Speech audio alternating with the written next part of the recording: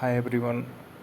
In this video, we are going to discuss about how attachment brings suffering to the human's life. If we talk about Buddhist philosophy, so basically Buddhist monks and nuns take a vow of celibacy because generally we are trying to refrain from the sexual activity with anyone because the main reason for being celibate is to decrease attachment or desire, because you know that whenever you desire something, you will get some pleasure or pain.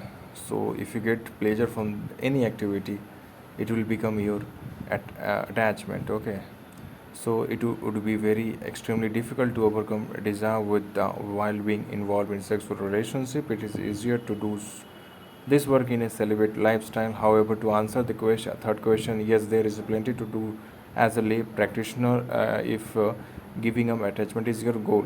A lot of Westerners have difficulty understanding what is wrong with the attachment and why we need to get rid of it. Some people even think we cannot happy without it. So I would like to try to explain why attachment is not only unnecessary and unhelpful, but an actual hindrance to our real happiness.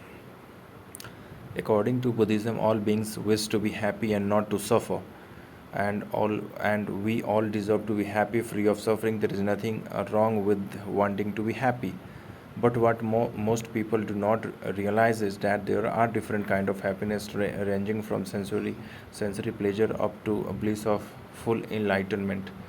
The highest form of happiness possible. Most of the happiness we unenlightened beings experience is sensory pleasure, seeing attractive objects, hearing beautiful sound, feeling pleasant sensations in our body, and so on. So such experiences are enjoyable, but they have their limitation. They are impermanent.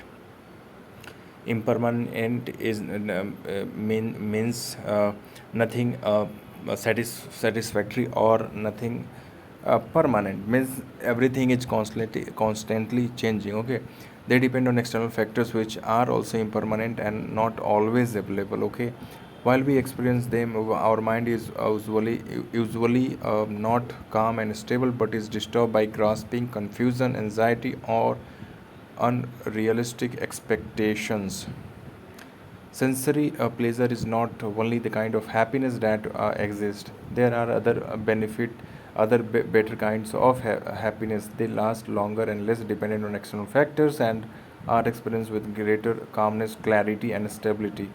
For example, there are various meditative states, the four concentration and four formless absorptions, right? That are said to be much more blissful and satisfying than sensory pleasure. It means that you have to be very realistic in nature. If you sacrifice your sensory pleasures and move to a higher realm of reality through understanding the world, you will get the better pleasure and better satisfaction than the sensory pleasure what we derive from that. Okay, in order to attain these states, we have to cultivate single pointed concentration. One of the biggest hindrances to concentration is attachment to sense pleasures.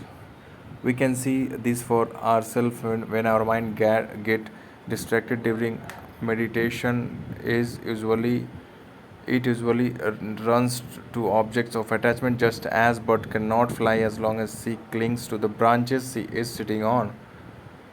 We cannot attain higher states of meditative bliss as long as we cling to the five sense objects. So this is one reason we need to overcome attachment in order to attain single pointed concentration experience. The more sublime happiness brings.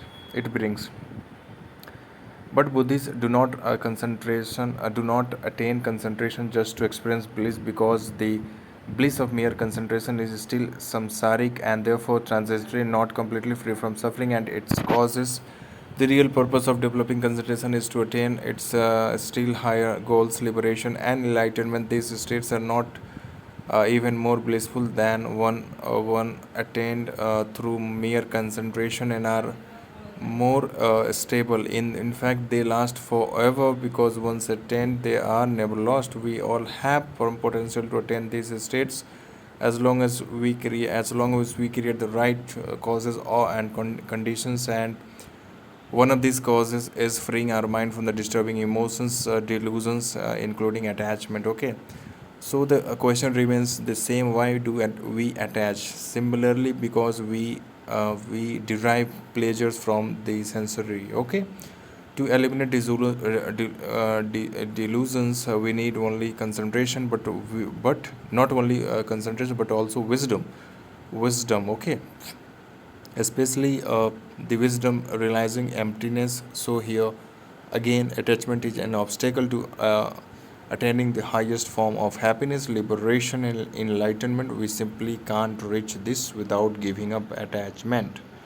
So basically, again, next, it's important to clarify what is meant by the term attachment, as it can mean different things to different people. According to Buddhism, attachment is a mental factor that perceives certain objects as attractive, exaggerates their attractiveness, and then wants to possess and retain them. Attachment paints an exaggerated, unrealistic picture of the object so that it appears more wonderful than it really is.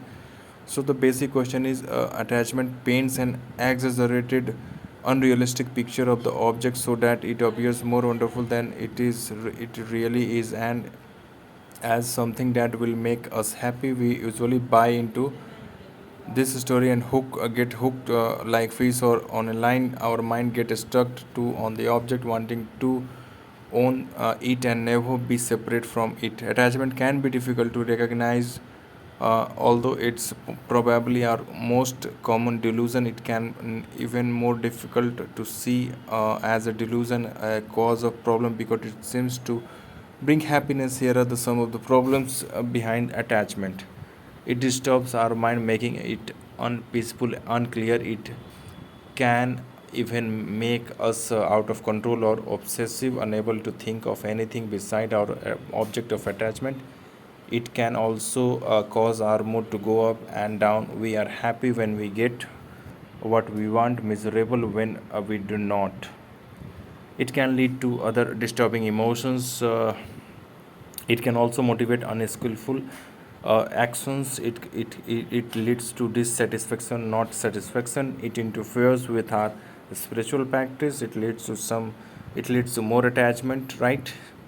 So basically, attachment causes problems or suffering for ourselves and not for others, both now and in the future. If we recognize this, we naturally want to be free from it. This takes time because it is such a deeply ingrained and pervasive mental habit, but it is definitely possible to decrease and eventually eliminate it together by working on applying antidotes. The ultimate antidote is the wisdom realizing emptiness, but this is that is difficult one, as an easier, more practical one is contemplating impermanence.